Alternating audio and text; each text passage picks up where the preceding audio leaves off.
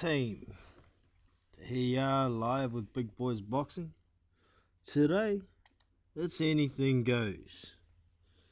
But as per usual, let me get a couple of things sorted here. Music on.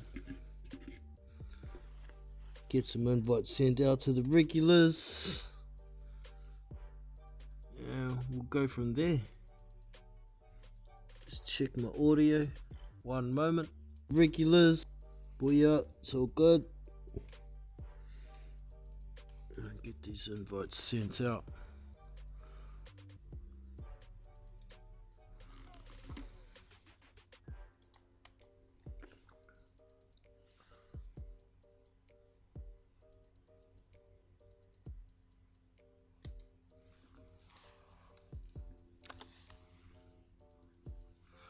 There's a link dropped in the regulars hangout for anybody who may like to jump on.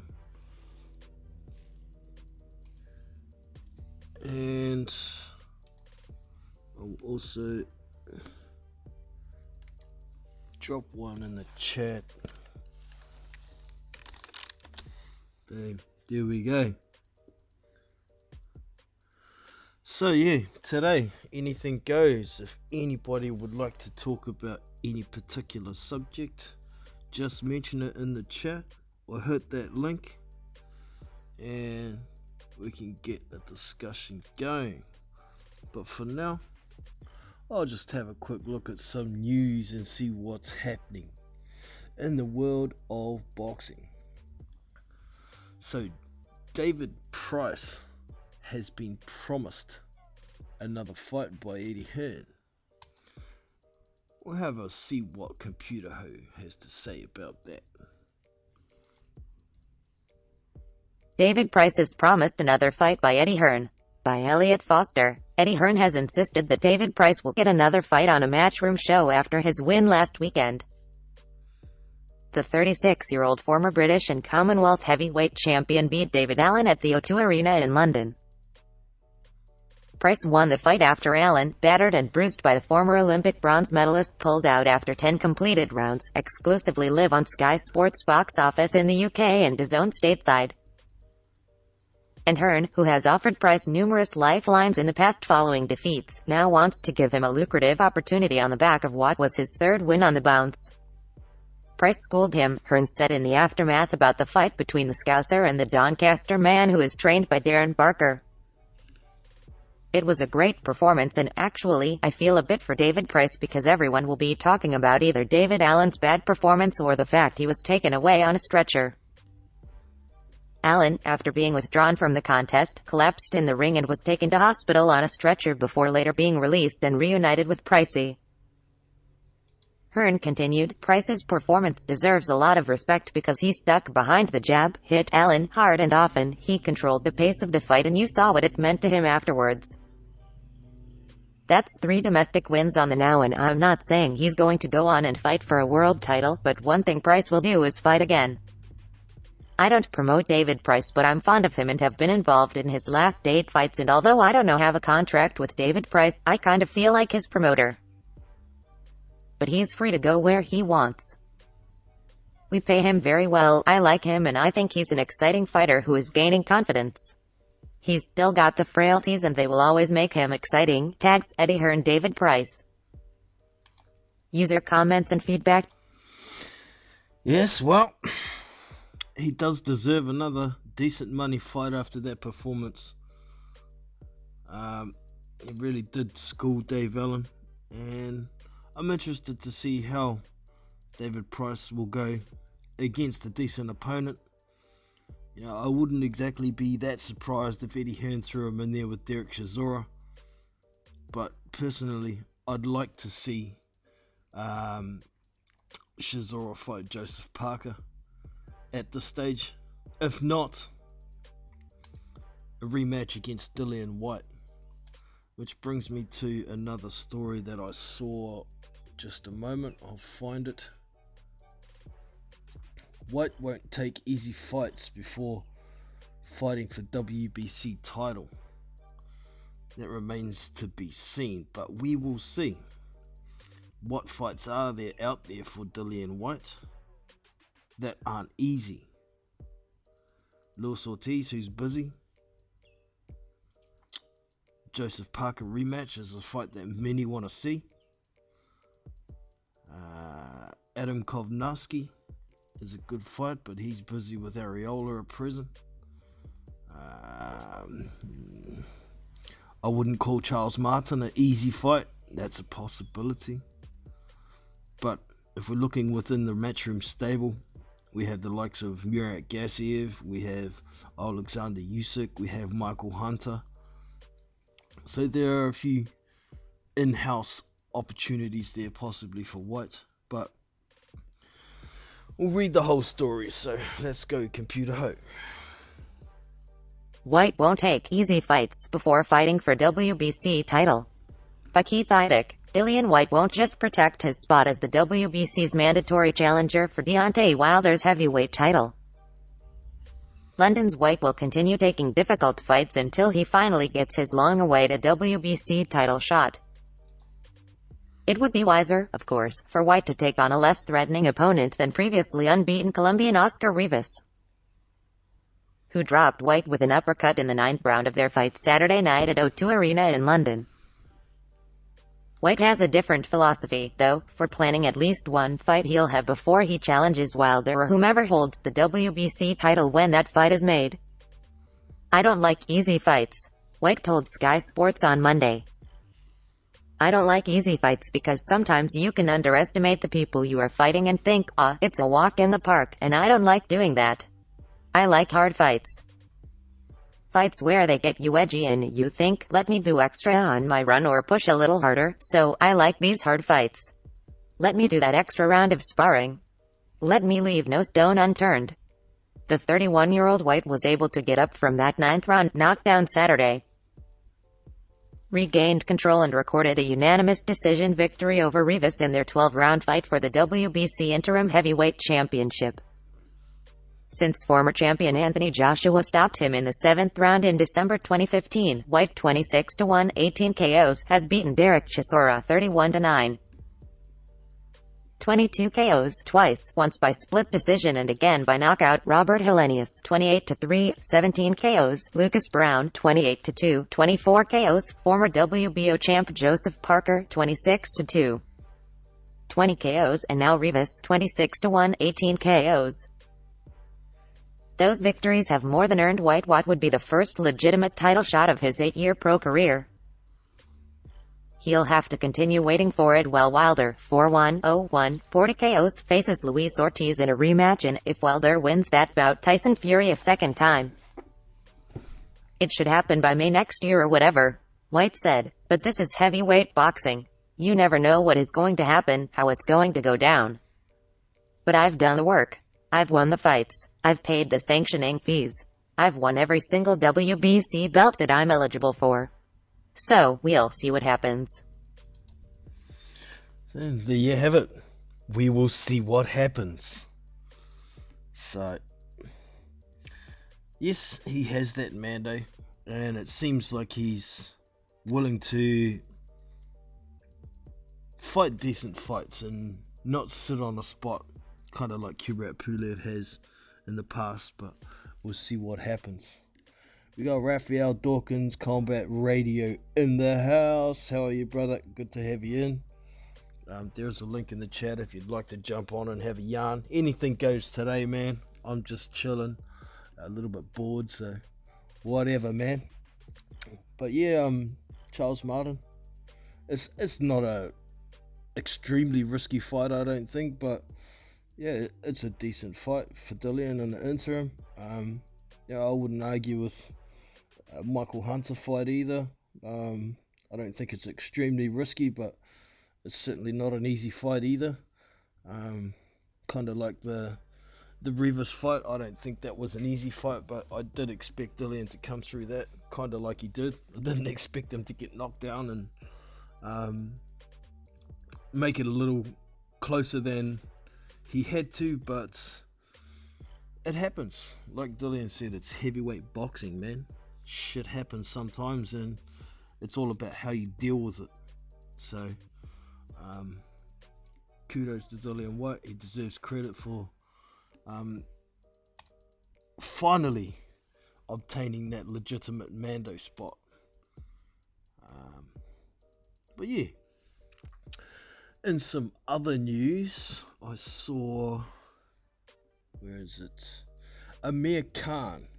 If not Pacquiao, there's Garcia, Sean Porter winner, and Thurman possibilities for him for fights. Now, I'm not sure which Garcia he means. He could mean Danny Garcia, or he could mean Mikey Garcia. But I suspect he's probably talking about Mikey because he's more of a pay-per-view attraction. And we know those are the fights that Amir Khan's chasing. And pretty much any of the big names who end up fighting Amir Khan are just chasing money as well, because I don't think Amir Khan could beat Mikey Garcia. I don't think he could beat Danny Garcia. I don't think he could beat Errol Spence. I don't think he could beat Sean Porter, and I don't think he could beat Keith Thurman either. So it is what it is. But we've got Raphael Dawkins in the house. How are you today, bro? Yes. How are my levels? Yeah, you sound good to me, man. Okay, my man. Yeah, we haven't chopped it up for a while, so I thought, I was just messing about on my computer, thinking about doing a video, and then yours popped up, so you got me out of some work there, mate. Sweet. Yeah, man. What would you like to yarn about today, man? Today's anything goes. So, what is? Well, we could start off with the Dillian thing. I think it's. What do you want to start off with, Pricey? You want to start off with Pricey? David Price. That sounds like a good one, mate. He's got a few opportunities coming his way by the looks of it. He's been promised a decent fight by Eddie Hearn. Who would you like to see him face, man? Well, I mean, Pricey. First and foremost, I mean, I just want to say that it was such a pleasure for me to see a tall guy use his attributes, God-given attributes. Yeah. When was it? I mean, so often you see tall guys not using. I mean, he did what a tall guy is supposed to do. Just use your damn jab. Jab the guy's head off. Yeah, and it's been so long since we've seen him use it. He kind of abandoned it. So yeah, it was really good to see him use his jab, and his defense was really good as well. So he's done some work, and it's paid off. Oh man, I don't know. It was just so enjoyable for me. It was just so enjoyable for me to see, the tall guy doing what the tall guy is supposed to do. Use your advantage. Use your damn jab. Yep. And I love the way he just vary with a left hook sometimes. Just boom, bang the left hook in, vary it, then come back with the jab. Jab, another jab, boom, right hook. Just the basic. It was to me. It was just an example of just basic fundamental boxing. Yeah, would have liked to have seen him throw a bit more of a right hand now and then, maybe a bit later in the fight. But at the same time, he was being cautious, being sensible, and kudos to him. It was a bloody good win, and commiserations to Dave Allen too. It looks like he's going to retire.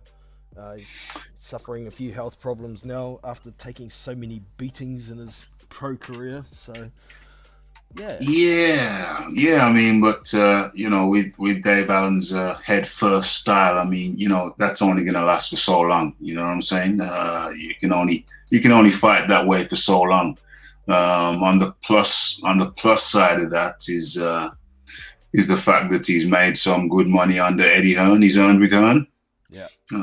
By his own words, he's earned with Hearn. Hearn advised him to, invest in money, and apparently took the advice. He invested in property, and so he can retire at a very early age, and hopefully do something less dangerous and build on his investment. So it's a good and a bad thing. It's I see it more of a good than a bad thing that a boxer gets out of the game early, like your own Joseph Parker. I think it's always good when guys get out early. Yeah, man, for sure. Especially in the heavyweight division where they hit so much Oh, harder than everyone else. So oh, bloody hell, absolutely. And your question was, who should David Price fight? Well, I'm in BoxRec right now. I'm just looking down the list, how do you feel about him and F.A. Ajagba? it's not a bad fight. I think it's probably quite competitive. Bit too Particularly, competitive. yeah, particularly judging off FA's last performance. There's a lot of things that stuck out that he needs to work on. So Mm, um, it could be interesting, but I don't know if it's a big enough money fight for no, Pricey at this no, stage. no. What about Lucas Brown? That could depend on what's. I think Lucas Brown is actually fighting this weekend. Oh, If he loses to Tom Little, then hell no. no, no, no, Well, no. and the shape that Lucas Brown's been in, well, not the shape, but how he's been going in his career lately, I wouldn't be too surprised if Tom Little did hand him a beating, to be honest. Yeah, yeah. And Huey Fury's already taken Samuel Peter off the market, I suppose. Yeah. Um, um, um, yeah, well, I was saying earlier in the stream, I wouldn't be that surprised if Joseph Parker and Derek Chisora don't happen to get it on. Maybe Eddie Hearn's gonna give Pricey to Chisora. Shizora, Pricey. That would be sellable. I think it would be, yeah. It wouldn't do too bad. Both guys are on a good winning streak at the moment, and Yeah, both well known, so be a good that hard would be fight. sellable.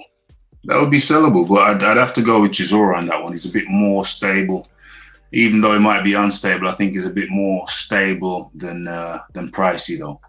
Yeah, I think it's possibly a little bit mean of Hearn to throw Pricey in there with him at the same Yeah, time. yeah. That would be. I don't know. That's a bit of a tough fight for Pricey, even though I thought that Allen would beat Price. Yeah. I don't think there's many Uh, people who picked Price to beat Allen, really. no, no, nobody on my channel did. Yeah. Nobody. I only know one Nobody. guy. I only know one guy who said, "Oh, I think Pricey might actually beat him," and I kind of laughed at the time. But how silly do I look now? Yeah, Yeah. yeah. But I've just seen something very strange on BoxRec. What's that? I've seen the name Oliver McCall at number 68 Yeah, saw that he's been fighting again. I saw him already had a fight a couple of 3 weeks ago or something like that. at the age of 54. Yeah, Oh my lord! he's mad. Get Oliver McCall in. Yeah, well, it's a name, isn't it? So It's a hell of a name. Everybody, I mean, if you're a boxing fan for over 20 years, you know who the hell Oliver McCall is. yeah, And he's won his last two. Last two?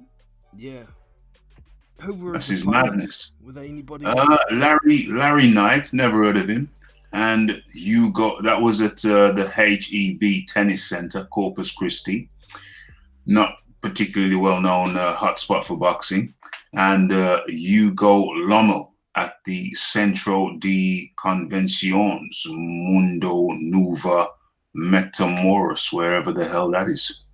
Mm. So at the age of 54, Oliver McCall, my God. I'm sure he'd be in for a payday if Pricey, if Hearn wanted Hey, to track him down. Oliver McCall everybody knows that name if you've been a boxing fan for any length of time.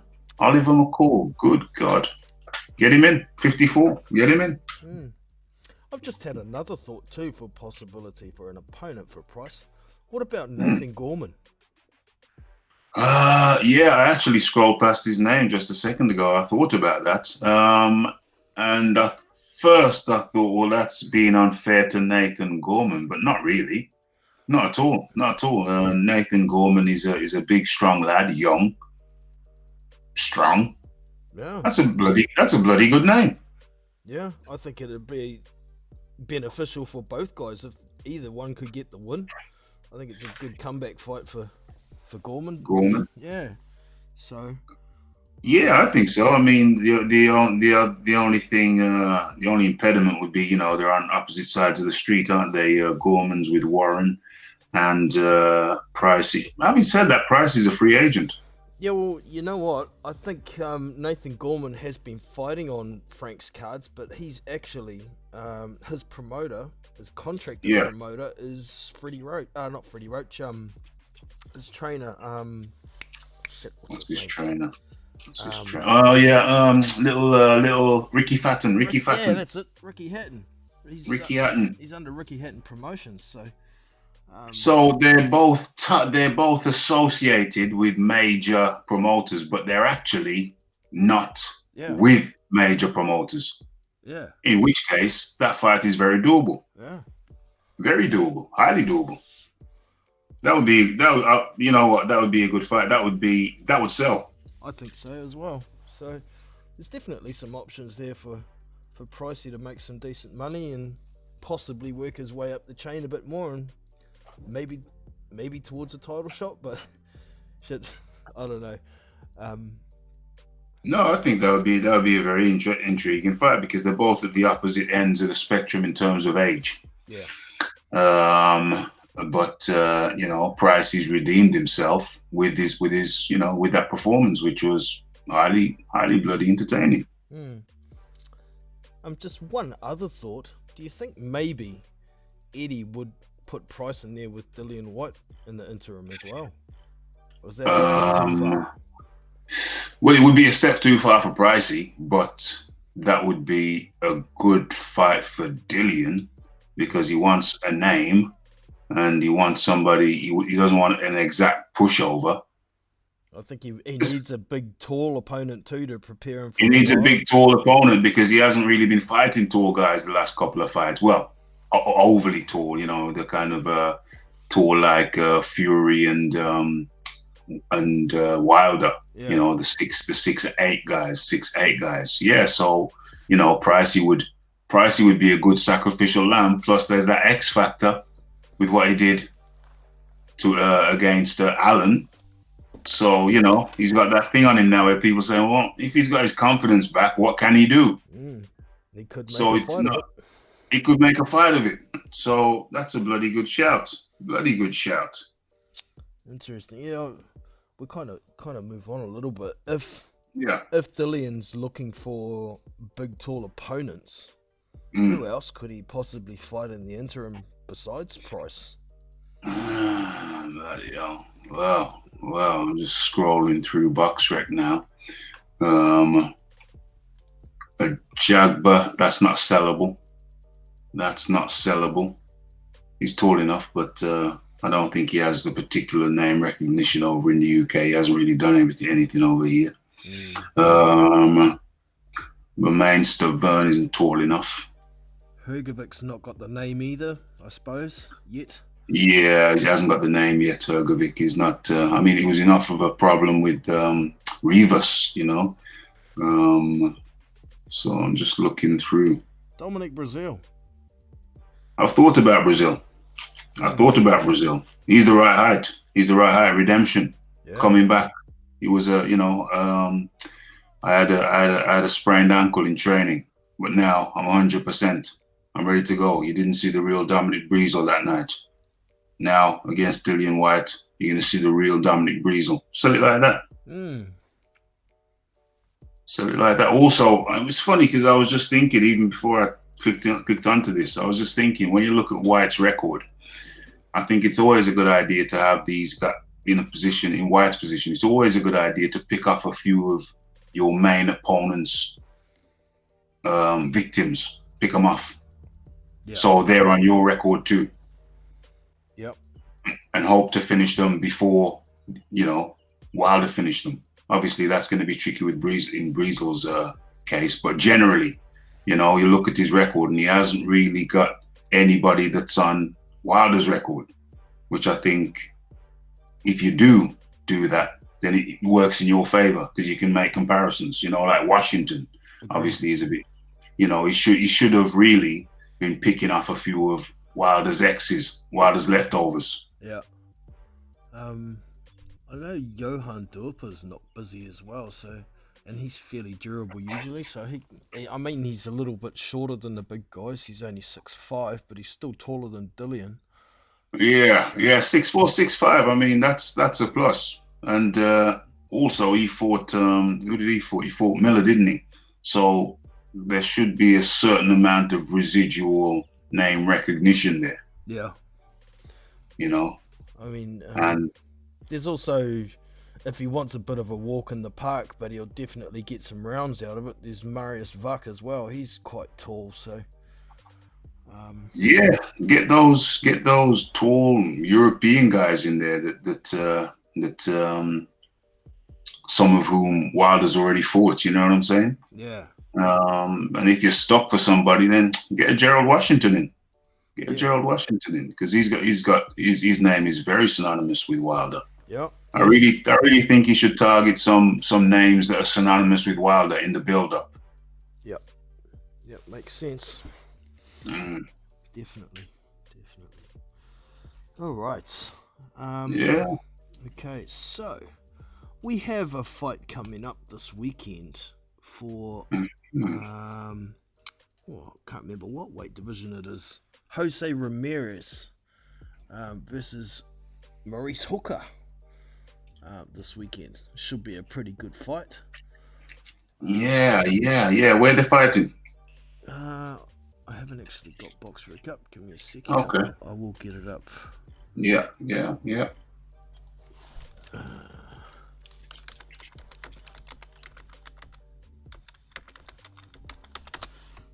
Jose Ramirez. I was actually talking to somebody about it yesterday, and we're talking about how big Jose Ramirez is for his weight division. He's quite big, but then Maurice Hooker is actually bigger than him at 5'11", with an 80-inch reach, and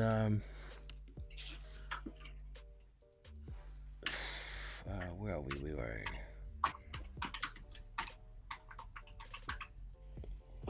Super lightweight. That's where they're fighting at.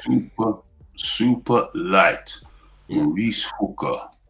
Yeah. Mighty Mo. Ramirez has 2 belts at the moment, so both of those will be on the line. Okay. Super light. Okay. 29 years of age. Maurice Dwayne Hooker. Yeah. Fights out of Dallas. Yeah, and the fight's going to be in Texas, so Maurice Hooker, the challenger, is pretty much the home fighter. The hometown fighter. Yeah, so, a lot of people are picking Ramirez for the win. But, I was thinking, if it's a close fight and it goes to the cards, it could be a problem for Ramirez. Yeah, in his backyard. It's in Hooker's backyard. Yeah. But obviously Ramirez must be confident going to Hooker's backyard, or maybe the check's right. It must be the check, I think, because it's a DAZN card, and Maurice Hooker's a DAZN fighter, so he's got everything against him. It's the check. Yeah. I mean, I wouldn't know who to pick in that one. I wouldn't know who to pick in that one at all. I think because Ramirez puts on a lot of pressure, he's come forward fighter. I think later on in the fight, if Hooker isn't dealing with that pressure too well, maybe he might get a referee stoppage later in the fight, and that'll be that. The judges won't be involved. But if he can't get that stoppage and it's a close fight, and Hooker's got a longer reach than him, stick behind that jab all night and do his work, then he could come away with a points decision. So especially in his own backyard. Yeah, man. It's a good fight. Tevin Farmer's also on that card as well. Okay. He's fighting a guy who's 46, 1-1. And I thought he was going to say 46 years of age. I was going to say, what the hell? No. Well, he's had a fair few fights. I'll bring him up and see how old this opponent is, actually. Let's pronounce his name. I don't want to butcher it. Mm. Giuliani Frenios. Freneos. Where is By the he? looks of Where it. is he? Yeah, Freenos or Freenos. Yeah, Giuliani Freenos. He's age Yeah, 35, so um, 55. it's super middleweight. I guess that's getting to the later stages of his career, but he's got a Yeah, fairly decent record there at 46 with one loss and one draw. well, it's a very good record. It's a very good record. I'm just scrolling down now. France, nationality France. Yeah. So, have you seen any names on there you recognise? I'm just scrolling down. I'm just scrolling down as we speak. As we speak. Santos. Oh, John O'Carroll, I recognise that name. Oh, yeah? He beat John O'Carroll. Oh, did he lose to him, actually? Split decision. Draw. Split decision. The one guy you recognize. Well, one thing's for sure. He's had a lot of bloody experience. I mean, Yeah. bloody hell. 48 bouts, 35 years of age, and his first bout was in 2006.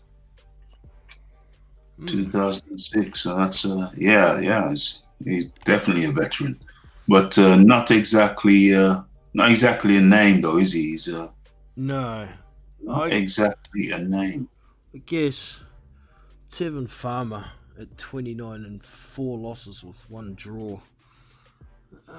It could still be a test for him. It looks like he'd probably get some rounds out of this guy at the very least. Yeah. Well, he's going to get some rounds. The guy's experienced, so Yeah. so he has got experience. But Tevin Farmer's waiting for the big one, isn't he? Yes. He's waiting for the big one, which doesn't seem. It's little Javante. Yeah. Little Javante Davis, who doesn't seem to want to fight these days for some reason. I don't know. Floyd Mayweather managed. Exactly. Oh, we have a donation. Oh. Thank you very, very much. There we go. Yeah.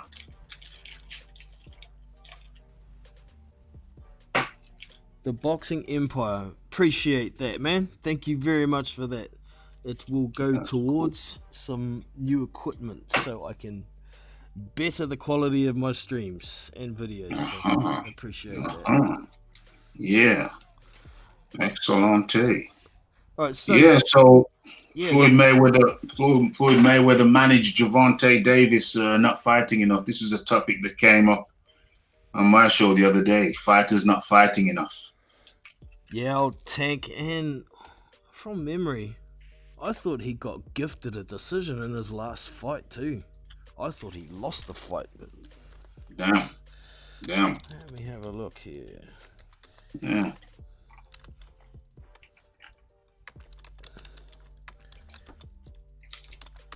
Javante Davis on BoxRec.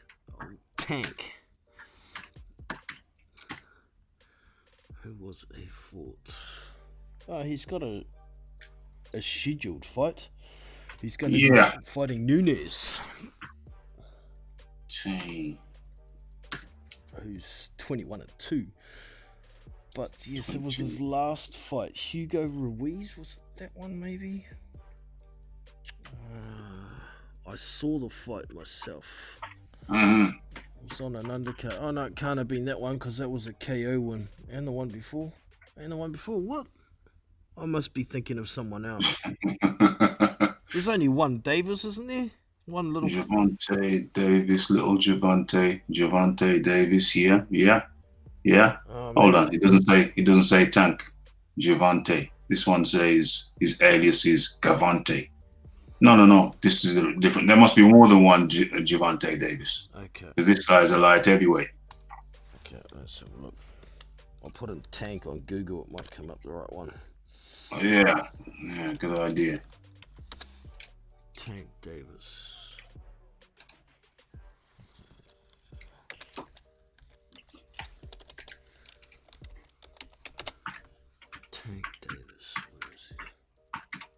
Tank Davis comes up Javante on Boxrec.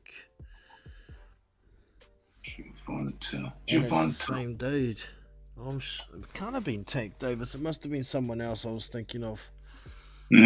Cause Yeah, last, maybe. his last few fights have been stoppages, and the one I watched wasn't a stoppage. Maybe it was one a few fights back. Maybe. Yeah. All right. Okay, so this week we're gonna find out where the Ruiz versus Joshua fight's gonna be. We're gonna find out this week.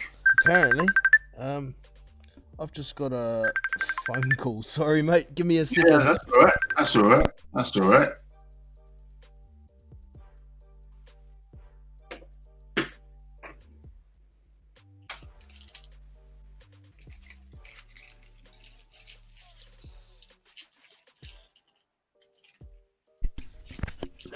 A man about a dog.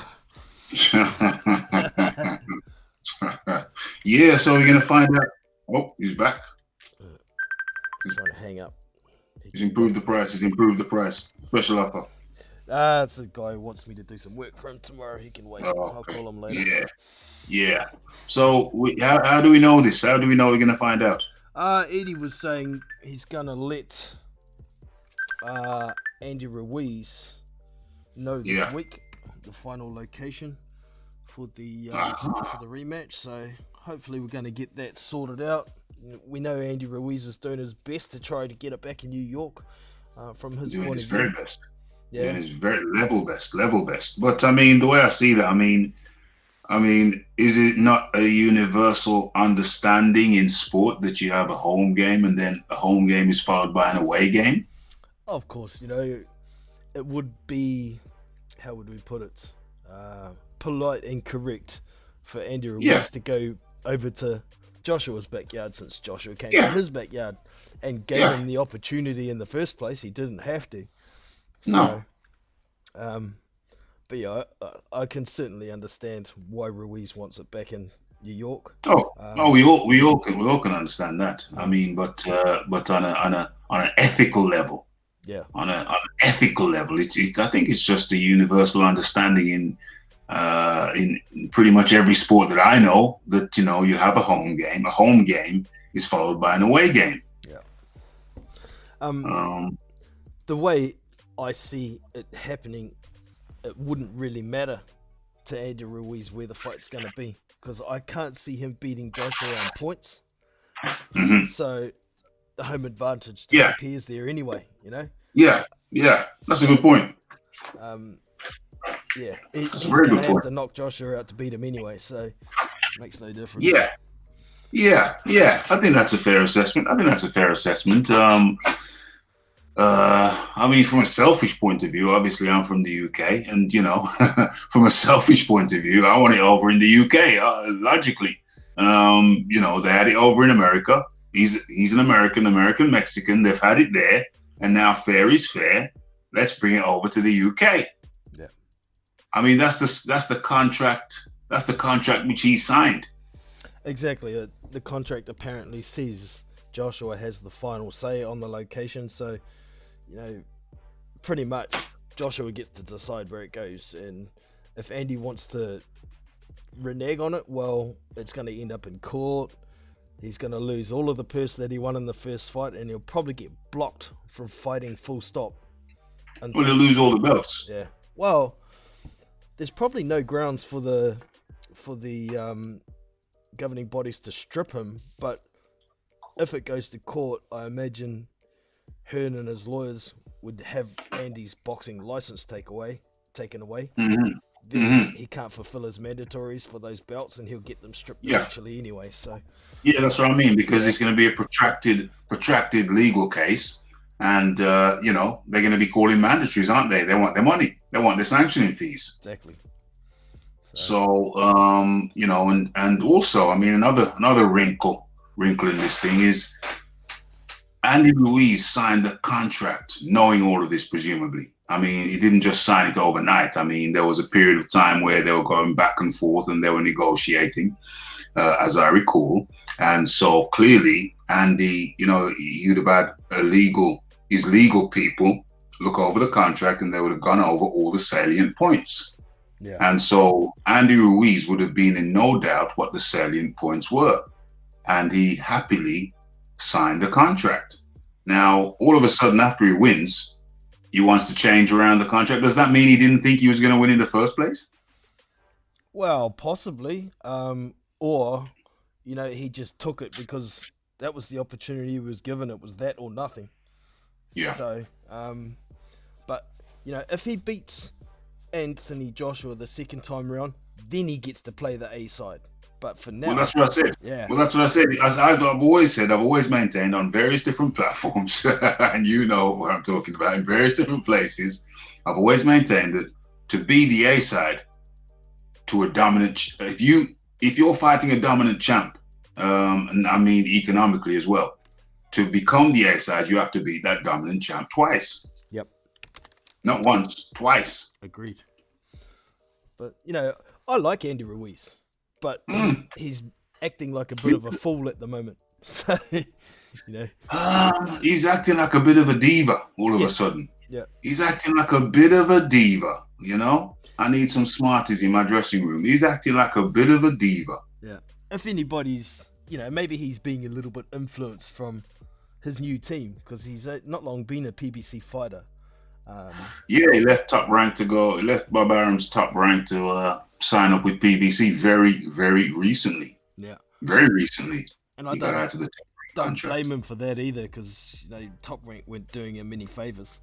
And Bob Arum's got to be kicking himself. He's recently lost somebody who's become a world champion, and he lost Pacquiao as well, and who's just become another champion again. So yeah. Well, if you listen to Bob Arum talk about Ruiz, I mean, I get the impression he just doesn't like the fella. Yeah. He just doesn't like the fella. I've heard him talk about Ruiz in interviews, and he said we put him in there with guys we expected him to knock out, and he went the distance, and he didn't look the part. He just wasn't a fan of the Ruiz look. He just clearly was not a fan. For whatever reason, he was not a fan of Andy Ruiz. Yeah, that's very clear. But yeah, he's got to be scratching his head now and thinking, damn. Yeah. But yeah, I hope he comes to the UK for selfish reasons and also for fairness reasons. I mean, bloody hell, you've had your home game. What more do you want? You've had your home game. Now it's in the way. Now it's the away game. It looks like it's probably going to be at the Principality Stadium in Wales, if it does happen. I will be there. That was my next question. No. If so, but so, maybe. If it's I don't know. I don't know if I want to drive there. I mean, they're doing a lot of coach things now, bro. I know there's a bunch of guys who will be traveling down, so maybe the coach won't be so bad. Do I want to drive? The only question is if I drive or go on coach. That's the only question. But then you have the flip side of it. Well, if you're there, then you can't do the live commentary.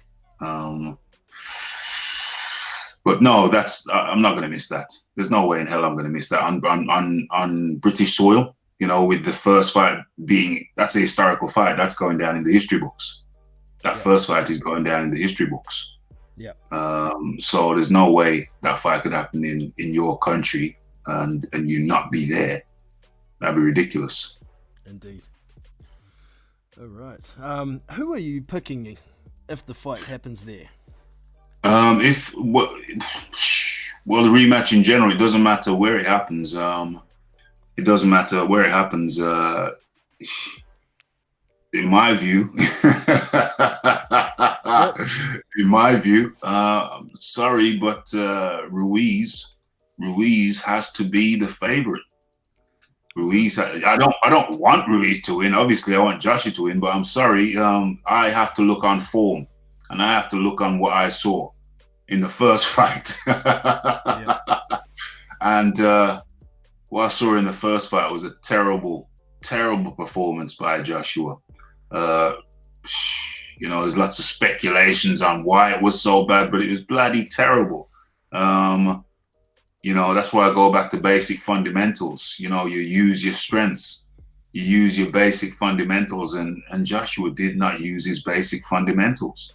So Joshua is the one who now has to come out and prove that he can just use basic fundamentals. He's got to prove it now. I hope he does it, but if you're asking me who the favorite is, then as far as I'm concerned, the favorite is Ruiz. Yeah. Personally, I could see Joshua reverting back to boxing long and smart, kind of like he did against Joseph Parker, and possibly sneaking the place out a bit. But to get the win, it might be necessary to do something like that against a very game Andy Ruiz, who's if he's gonna go out, he's gonna go out on a shield. He's there to try and knock Joshua's head clean off. So. Well, Andy Ruiz is gonna come in there full of beans. Yeah. He's gonna be he's gonna be cock a hoop. He's gonna be jugging. I mean, I don't even know what he's worried about. I mean, he's gonna be doing a little Mexican dance to the ring. He's gonna have a little mariachi band behind him. Yeah, for sure. Surely he's gonna have a little mariachi band, with a little bass guitar and doom doom doom doom doom doom, and the little violins and the little trumpets. How can he not be happy after what happened? You've had a fight with a guy who was a dominant champ and you've knocked him down 4 times. How the hell are you going to be anything other than confident, brimming over? Yeah. Wherever it happens. And after his win, he's become an instant legend in Mexico. So there's going to be a hell of a lot of people come over for the fight from Mexico as well. He's going to have a lot of support there. So, it's got to be. It's got to. It's going to be huge. It's going to be absolutely bloody massive. It's going to be like minimum 80,000 people. Yeah. Well, that's on the conservative side. Yeah, how much does the Principality hold? Is it 70, 80,000 or something like that? Yeah, well, what's his name? Adam Booth. Adam Booth, is that his name? Or Adam Smith from Sky said it's going to be 80 to 90,000 people. Yeah, Adam Smith. That's him. Yeah, Adam Smith in the Principality Stadium says 80 to 90,000 people. Yeah. Who's not going to want to be there? I don't know what the hell's going to happen. Is it the same Anthony Joshua who's going to turn up who turned up to? Because I mean, something like that's got to dent your confidence, surely. Oh, most definitely. But it's all about making the right adjustments and not making the same mistakes twice. And I'm sure with all the people he's got behind him, Anthony Joshua is going to put in a much better performance, and we're going to see a much better fight this time around. So yes. It's awesome. And it kind of, I've often wondered, this second fight is going to be way bigger than the first fight because of what happened in the first fight. So I've always had this little bit of speculation in the back of my head. I wonder if they did it on purpose. Yeah, but your logic surely has to kick in and say no way you're going to give up your O. Just to make the second fight bigger. The way people protect their O's these days is like the way maidens used to protect their virginities like 500 years ago. Yeah, you know what I'm saying. You're not going to give up your O just for a promotion for the rematch. You're not gonna do that. But and also we have to acknowledge that another reason the fight's going to be bigger is because, let's face it, a lot of people didn't know who the hell Andy Ruiz was. Yeah. Shameful as it is. Yeah. Shameful as it may be, but a lot of people, I mean, you Kiwis would have known because he was down there. Exactly. He's been to your land. But I've listened to various different boxing podcasts, and various different people have said, I'd heard the name, but I'd never actually watched him fight. Yeah. Well, a lot of people who even did know who he was didn't rate him because he's fat. It doesn't work like that. Not inside the squared circle.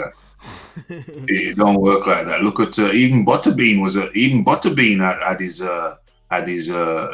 got his knockouts. Man, just because you're fat, it doesn't mean you don't know how to throw a punch. Exactly. Yeah. So a lot of people, the reason the fight's going to be, one major reason the fight's going to be bigger, apart from the advertisement with the first fight, is that a lot of people did not know who Andy Ruiz was. Yep. And on top of that, they looked him up and said, "Oh, let me Google this guy," and they saw a picture of him and they said, "You must be having a laugh. Yeah. You fighting that guy?"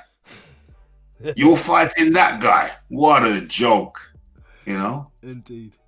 If you'd have picked a guy who was tall and chiseled and didn't know how to fight, people would have probably received it better. Yeah. But it is what it is. I've always had a fairly high opinion of Andy Ruiz. Even before he came to New Zealand, I'd watched a few fights of his. One in particular, there's a fight on YouTube against Tor Hammer. Uh, Right. it I've was never a seen it, but I've heard of it. I've heard it was a bit of a banger. it was a war, man. Yeah. Ended up Tor Hammer quitting on a stool after a few rounds, but Yeah. man, I knew from that fight that Andy Ruiz had a hell of a chin, and just looking at the fat boy throw how fast his Mhm. hands were was whoa. Mhm. So um, there's a reason why he didn't get a lot of good fights because people Yes. knew of his amateur pedigree as well. So Yeah, people in the industry knew that he was a guy who could fight, and also they weren't gonna get much credit for beating him because people just look at him as who's this donut marshmallow looking guy. Marshmallow Man, yeah, Yeah, that's it. marshmallow man. That's it. So I'm looking forward to it, and I'm also looking forward to hearing what's going to be on the undercard as well. I expect it's going to be a pretty good card, being in that huge stadium. There is one fight that I've just seen an article here. Derek Chizora's trainer hopes that Joseph Parker is going to be next, and I think that would be a great fight to go on that undercard as well. Derek Chisora v who? Joseph Parker. That would be a heck of a fight. Yeah. That would be, but Parker's on the zone now. Would they have that in the U? Do they want Parker in the UK or do they want to push him over in the USA? Well, he's signed to Matchroom, so Oh, he's signed to Matchroom. yeah, Oh, yeah, that's right, isn't he? He's signed to Matchroom. The zone is just a little addition an add-on to that, but he's a Matchroom fighter. Yeah, in which case, and they have been talking about that fight for a while now. they had. And with Chisora just doing what he did to Spilka, then Chisora's name is riding high right now. Yep, his stock's certainly up there. Even his loss to Dillian, he was looking pretty damn good before the knockout in that fight as well. So uh, he's having another run by the looks of it, as old Del Boy. So Unpredictably so. I thought he was finished. yeah, well, I was starting to think that way too. I thought after that knockout against White, maybe Yeah, he's gonna hang the gloves up. But I was hoping he would. he's been around for that long. You'd think he's old as hell, but he's not. Mm, mm, mm, so mm. yeah, I hope that He's an African though, isn't he? He's an African guy. Shizora. Yeah, Uh, he's an African guy, African born. is He he? came over to he's African born. He came over to England when he was 13 or something. Okay. I thought he might have been a Jamaican or something like that. No, he's an African guy. I don't know. Is he Nigerian? Is he Nigerian? I might actually look that up. Yeah. But I think that's a good one for the undercard, and I think Alexander Usyk will probably be on the undercard as well, Oh considering yeah.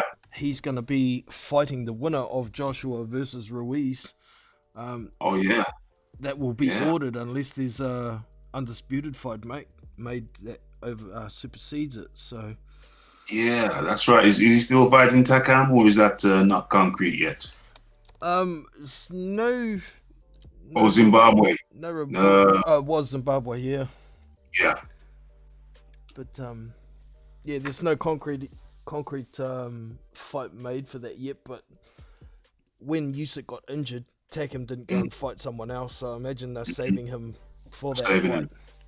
Yeah, they got him on retainer. Got him on retainer. Yeah, go and have a holiday in somewhere and stay sharp. You Yeah, got Takam when he's ready. I mean, you've got Usyk when he's ready. yep. And I imagine Usyk is probably hoping Andy Ruiz wins. I saw an article yesterday with quotes from him saying Andy Ruiz would be much easier for me than Anthony Joshua. So, Andy Ruiz would be. Who said that? Alexander Usyk. Said Andy Ruiz would be an easier fight for him than Anthony Joshua. Mm. Hmm. I didn't well, I could understand What's what the he. logic? What's he saying? What's the logic? What's his logic behind that? Well, I guess he means because he will have height and reach over Andy Ruiz, but Hmm. uh, Ruiz will still have the speed and the chin. That's Yeah. not going to disappear. No. So I don't think either fight would be harder or easier for him, Yeah. unless Usyk thinks he's going to have more trouble dealing with the longer reach, which Hmm. is kind of weird considering he's fought guys of that size. Um, Yeah. back in the World Series of Boxing, he fought Joe Joyce, he fought Junior Yeah. Farr. Those guys are 6'5", 6'6", That's so true. and That's he true. and he dealt with them no problem. So Hmm. Hmm. Maybe there's some. Obviously, he's got some. He's looking at some particular element. There's something that he probably sees in Ruiz. Uh, some maybe particular aspect of his game that he feels he could exploit. maybe it's the slow feet for Ruiz. The slow feet of Ruiz. He does have fast hands and slow feet. Mm. So maybe he thinks he could use angles a lot more against Yeah, Ruiz. yeah, yeah. But unless he elaborates on it publicly, I guess we can't Mm. delve too It's far hard into to, that one. yeah, it's hard to zero in on exactly what he means by that. But well, he's a professional. I'm sure he knows. He knows his stuff, doesn't he? So we'll have to take his word for it and see how it plays out. Yeah, indeed. But it will be interesting to see what happens once we do have a winner from that rematch. Is uh, Anthony Joshua still going to try and chase Deontay Wilder for undisputed, or is he going to take a couple of fights to maybe settle himself back in? Um, Mm, mm, Well, you see, it's a totally different fight, though, isn't it? it is. The It is. the Wilder fight is totally, to me, it's totally different from the Andy Ruiz fight. It's almost like a totally separate entity, um, where he could feel confident that he could take out Wilder because it's just a totally different style. I mean, styles make fights, Indeed. you know. Um, there's so many things that could happen. Um, if Joshua wins, maybe he would end up fighting Tyson Fury if he doesn't want to fight Wilder. If Andy Ruiz wins, I'm pretty much think that it would be an undisputed fight against Deontay Wilder, considering they're both PBC fighters, and Tyson Fury would have to be on the back burner. I'm not even sure would that be economically wise for Ruiz to go for an undisputed fight? Wouldn't it make more economic sense for him to, hold on to the belt and do it the PBC way? Do it the PB? Would he not insist on doing it the PBC way? You get me easier fights, winnable fights. You get me winnable fights Milk the for a few. belts. Yeah. Yeah. Is that not more economically sensible? If he chooses to go that way, he's still going to have to face mandatories, and there's two of them ready to go already, isn't he? Yeah, he'd have to fight Usyk, wouldn't he? For sure. Usyk, and if he beats Usyk, he's still got to face Pulev after that. Yeah, but would he not find those fights more? Well, Usyk's a tough one. So yeah, he's got a choice there.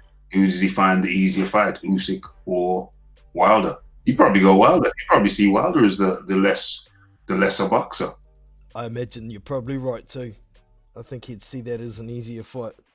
He'd probably see Wilder as an easier fight than Usyk. So in which case, it goes back to your argument. Yeah, a unified. Yeah, so he would go unified on the basis of the fact that he may see Wilder as the lesser challenger, skill wise. Yeah, well, I think a fight against Alexander Usyk, if he did manage to win, it'd still be a hard night at the office. But I think Usyk would beat him. To be honest, box his ears off all night. I think Usyk would beat him. And what do you think about Wilder then? Wilder Ruiz. Yeah. That's a tough pick, man, because Wilder hits like a bus. If he can land it on that chin, I'm not sure whether Andy would still be able to stand up after getting knocked down from that one, depending how clean the shot is, of course. But If And he is hit. he is hittable, yeah. If he gets on the inside on Wilder and lets those hands go, though, Wilder could be in deep shit straight away. So, Yeah. Wilder will go into mommy mode. quite possibly, yeah. And Mommy stretches out his hands and he grabs, just clinches. I don't think Ruiz would let him grab hold of him either. He'd just pummel his ribs until he let go, and then come over the top with a right and good night. That would actually be a fascinating fight. Yeah, that would be a fascinating fight. Not that I want to see it. yeah. Me and Anthony Joshua would have to lose, so I don't particularly want to see that fight. But it's stylistically, it would be a fascinating fight. That would be fascinating. Well, even if Anthony Joshua does get his belts back and Deontay Wilder fights whoever, it's a fight I'd still like to see Ruiz versus Wilder before Wilder retires. The style matchup is really intriguing to me. Intriguing star matchup, but would they even entertain that fight if Ruiz didn't have the belt? I don't think they'd even entertain that notion, that fight, if Ruiz didn't have the belt. Well, how I think they might entertain it is if Tyson Fury takes Deontay Wilder's belt and Anthony Joshua takes Andy Ruiz's belt. So Wilder and Ruiz have no belts, then it's a possibility. Wilder and Ruiz have no belts. Yeah, I'd actually put money on that not happening. Okay, fair enough. Not that they would have no belts, that they would get matched up together, because it's not the PBC way to have 50-50 fights like that, is it? Possibly not. Yeah. It's not the PBC way. It's. I mean, they took Fury, but they, in my estimation, they thought Fury was still out of it. Yeah. He just come off the couch not long before, had two cherry picks, fought two cherries, and they didn't know that Fury was going to do what Fury did. Yes. I don't think they expected that from Fury. I think they'd get him out of there. Yeah. I must say, sorry to interrupt, but big respect and rest in peace to Maximum. I don't want to butcher that last name. Dadashev. Yeah. It's an unfortunate part of the sport. It happens now and then. At the same time, everybody who gets in the ring understands the risks that they're taking. It's something that does happen now and then, and it's always sad when you hear it. But rest in peace and commiserations to his family and friends. Yeah, absolutely. I'd have to echo those thoughts, and it really is true that those guys, they put their lives on the line in there. That's right. They really are putting their lives on the line. It's not just saying it; they literally put their lives on the line. I was thinking about this. Before I came on, and I've seen people get life-altering injuries, brain injuries in this game. Michael Watson comes to mind, and of course Gerald McClellan comes to mind. So even if you don't die, you can. It's true what they say. You walk in one way, you could walk out another. If you do walk out. Yep. Like Deontay Wilder said, heads aren't meant to be hit, and yeah, told him. Yeah, it's part of the sport, unfortunately. There's not much else we could do about it. We take so many precautions these days. A lot of fights are possibly stopped before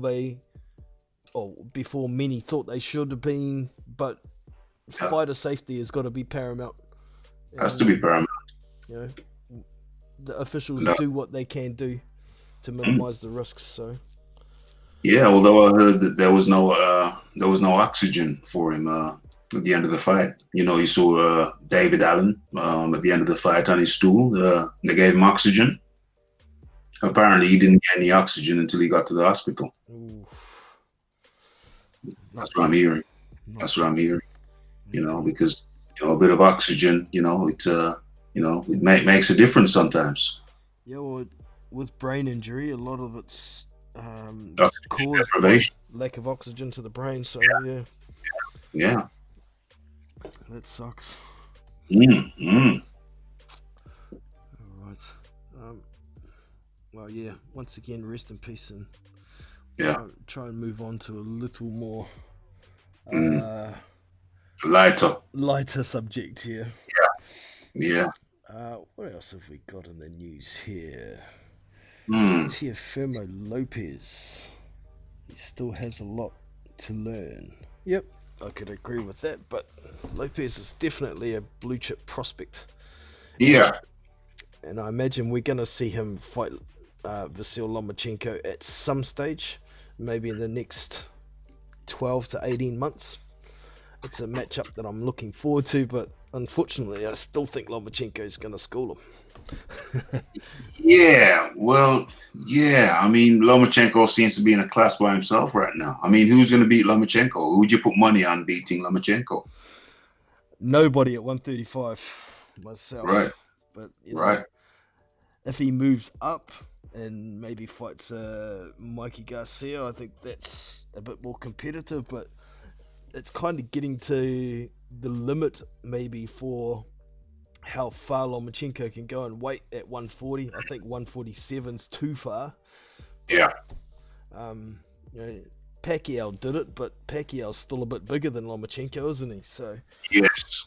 Yeah. But the thing with Lomachenko always strikes me is he's got a very narrow frame. yes, yeah, So that limits the amount, that limits how far he can move up in weight yeah. because he's just naturally a very narrow fella. He's already punching above his weight, so Mm. he certainly is a freak though, and Oh, yeah. love Bloody watching hell. him. But he's coming to the UK, is he not? He is. Yeah. It was confirmed he's going to be fighting. Oh, what was his name? Yeah, no, that's why I just said he's coming to the UK. Damn it! Yeah, no, That's why I just they announced he's it at the coming. O2 at Dillian's fight, didn't they? Campbell. Somebody's gonna tell us in the chat. Yeah. I knew the chat would have rescued us. Surely Yeah. they would have rescued us. Luke Campbell. Yeah. But would you possibly be attending that fight if it? Well, When is it supposed to be? Better look that up actually. Because there's the Joshua one, and then the Campbell one. Vasil Lomachenko on BoxRec, and it is he's fighting Luke Campbell on the 31st of August. 31st of August. That could be my birthday present then. Not too long after my birthday. Yeah, Awesome. that's very doable. Very doable. You're another Leo. Yeah. I'm on the cusp actually. I'm on the cusp, so the best of both worlds. Well done. I'm a Leo as well. Yeah, well, there we go. Awesome. Yeah, man. Hear the line. Birthday. The line rule. Yeah, that could be my birthday present to myself. Good stuff. Well, yeah, I've heard a lot of people from the UK say that they would make a trip to get to that fight. It's not often you have a freak of nature like Vasil Lomachenko come to your country, so It's not very often. And so yeah, to see him live would be special. I just hope Luke Campbell makes a good fight of it. yeah. Because somebody at some point is going to surprise us against Lomachenko. Yes. Yeah, I'd like to see him make a good fight of it. I'd like to see maybe go the distance. I don't think he can beat Lomachenko, but if he puts it all, if he goes out on his shield, so be it. I don't want to see him quit unless, he's taken too much punishment, and we don't want to see another fighter die or anything like that. We don't want to see anything like that. We just want to see we just want to see Campbell give him a good fight. That's right. And we also want to see a good strong card. Yeah, definitely. And Luke Campbell could surprise us. It could only. That's what I'm saying. That's what I'm saying. I mean, I'll be going there, to see the skills of Lomachenko, but I'm also going there to see Luke Campbell, to make a damn damn good account of himself, Indeed. and possibly do the unthinkable, because the unthinkable happens from time to time. It does. Okay, in other news, yesterday, Kubrat Pulev's suspension had been lifted by I've heard. the CSAC, which is the California State Athletic Commission. So, by the sounds of that, he must have been attending his courses and his sexual harassment courses that he was ordered to go to, and he's done everything and jumped through the hoops, and he's allowed to fight again. But I suspect he's probably still got an upcoming court case from what's her name, Sushi. So, Madeleine Albright, the Me Too movement solicitor, lawyer. that's the one. So it's not all over for Pulev just yet, but he's allowed He's to not fight out again. of the woods. He's not out of the woods just yet. He's not out of the woods, but it's at least he gets to start earning a damn living again. You know. Yeah, definitely. I don't think there was any other exciting new news, unless there's something you would like to bring up there, Rafi. Well, I mean, there's this article I'm looking at now: Manny Pacquiao and suspicious minds. Oh, I've heard a lot of people, pretty much as soon as the decision was made on that fight, lots of people were just screaming, steroids, Mm-hmm. straight Mhm. away. It's like, Mm-hmm. you know, I dislike it. You know, I don't like bringing up drugs unless somebody's been proven. Yeah. Absolutely. I mean, all I saw was who did you have winning that fight? Who did you think was going to win that fight? I thought Pacquiao was going to win on points, but I didn't think it was going to be easy. I scored the fight 114-113 to Pacquiao. Basically, they won 6 rounds each, but the knockdown was the difference. But at the same time, there was a couple of rounds in there that were pretty close, so I wouldn't argue with anything up to 116, 112. So, Yeah, I had 115. I had 115, 112. Yeah. So, I totally disagree with that one judge who scored it, 114, 113 to Thurman. Wow. He did not win 7 rounds. No. Yeah, that would have even been bad if it was that same price for Pacquiao. Do you know what I'm saying? I didn't really see it. I didn't really see it that close. I had it 115, 112. Yeah. I think that Thurman his original strategy was to circle away, move back, circle away. He was looking to counter, but according to my scorecard, my notes, he did his best work. He won the rounds. He won primarily was when he stepped forward and when he was first. Yeah. When he was on the offensive. I heard someone talking about it yesterday. Many were questioning Manny Pacquiao's defense after what Keith Thurman had said, and what he had said was Manny Pacquiao's defense is his offense. When he's not doing anything, you can hit him. And to a degree, that was the case. When Thurman was throwing punches, Pacquiao was kind of shelled up, waiting for him to finish his combination so he could come straight back. Yeah. But if Keith had made his combinations a little longer, he was definitely landing the cleaner punches throughout the fight. Less fights were blocked. Yeah. But I also thought the reactions from Keith Thurman when he got hit, he was looking like he got hurt a lot more than he was. The judges were looking at the punches that Pacquiao threw and the reaction of Thurman when he got hit. Yeah. He went into scramble mode. Yeah. Whereas when Pacquiao got hit, he just turned around and come straight back with a combination to even things up. Yes. So, to a degree, maybe Thurman had underestimated Pacquiao's speed. He maybe thought at 40 he can't be that fast anymore. But got a fright in that second round, didn't he? Oh yeah, hell yeah. That was a swift one to the tip of the chin. But it's interesting that I haven't heard any news about a rematch. No, I've heard a couple of people say surely Keith Thurman had a rematch clause in his contract being the champion, but I don't know if there was because Manny being the regular champion Yeah. was possibly going to be called the mandatory anyway. Hmm. So no rematch clauses in mandatory Yeah. contracts, is there? No. But There's been no talk of a rematch whatsoever, which leads me to suspect there is no rematch. mm, um, I can see the possibility of maybe them making it, both being PBC fighters, but um, I think Pacquiao's probably going to be wanting to fight the winner of Spence versus Porter. If Pretty Boy Floyd, well, it's not Pretty Boy Floyd anymore, TBE, whatever, Floyd, Mayweather, if Mayweather doesn't step forward, because that's going to be the preferred fight, isn't it? Yeah, I don't know if I want to see that one. Floyd at 50. Yeah. Yeah. Yeah, I don't know. Yeah, I'm thinking the same. I don't know. I really don't know. Who'd win that fight in your book? Where would your money go?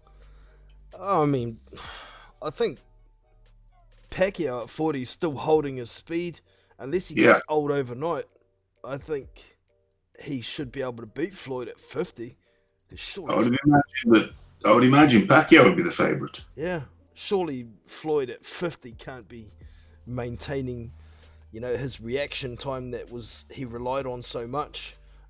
His speed, his footwork surely has slowed down at 50. I mean, we didn't get too much of an idea in that fast of a fight against Conor McGregor. Yeah, we didn't see anything there. We didn't see anything there at all.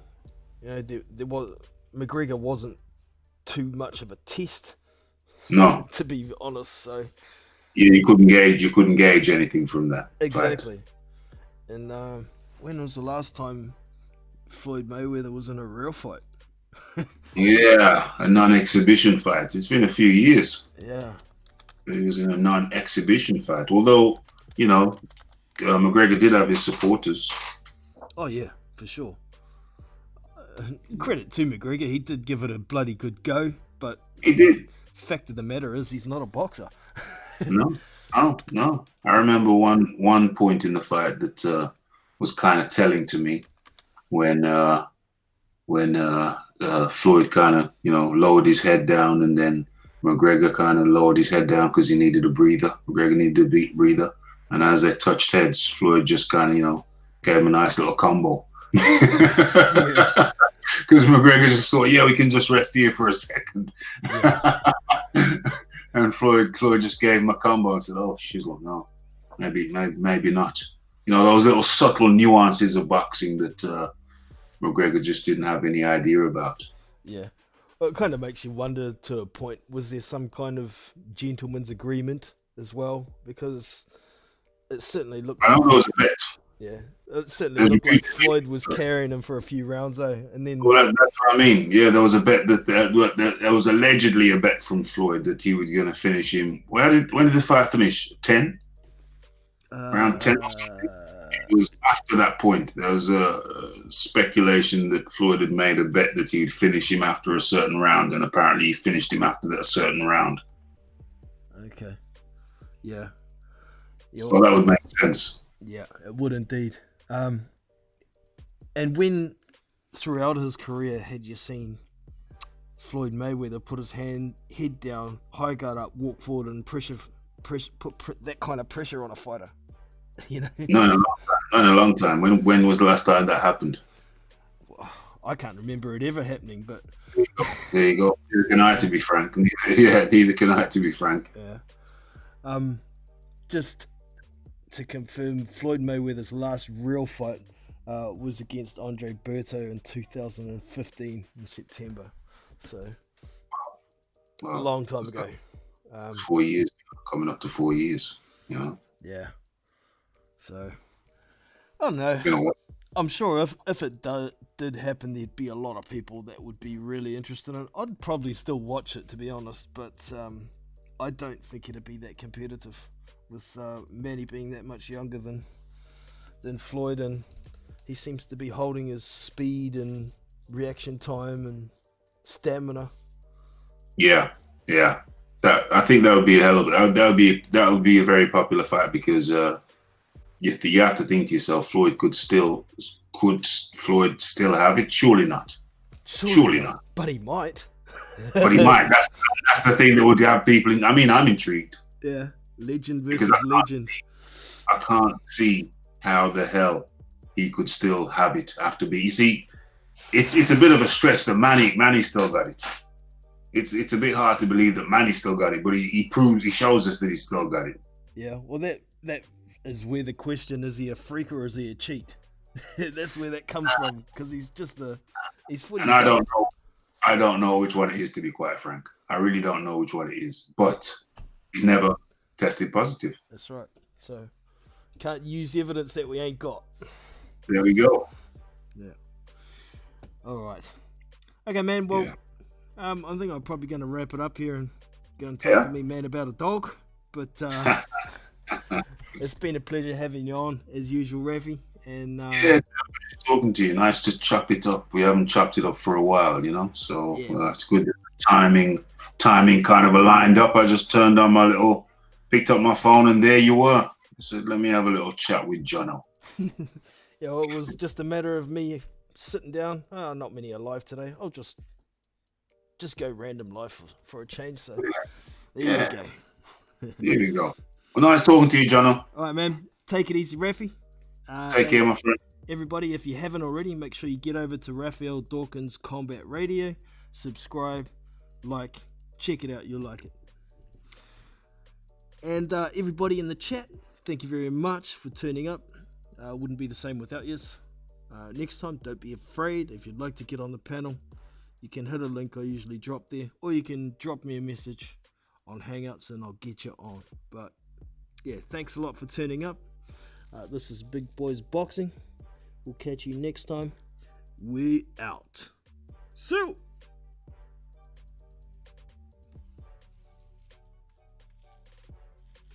Nice one, Jono.